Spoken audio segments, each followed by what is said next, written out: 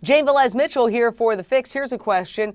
I have my 1-year anniversary coming up and I feel great, but I'm beginning to hear the voice in my head saying you're not an alcoholic or addict.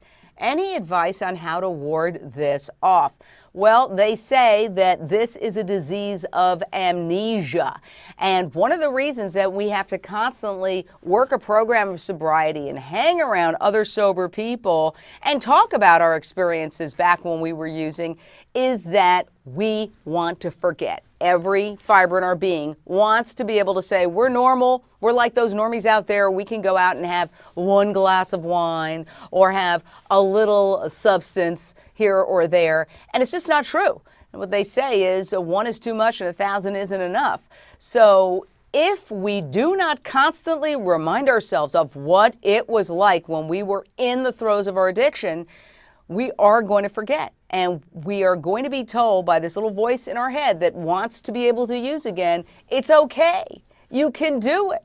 And some people have likened it to a little angel on one shoulder and a devil on the other shoulder.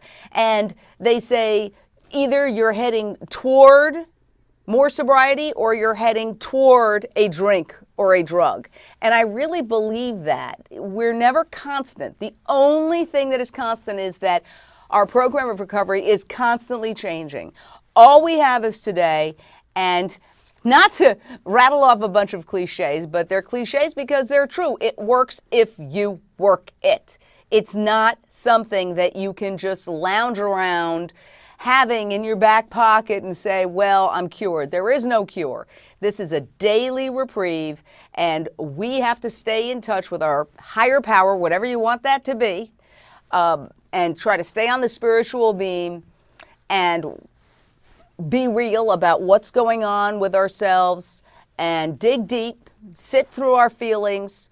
It's work, but it's the best work that you can possibly do as a human being because it's really the journey to understanding who you are.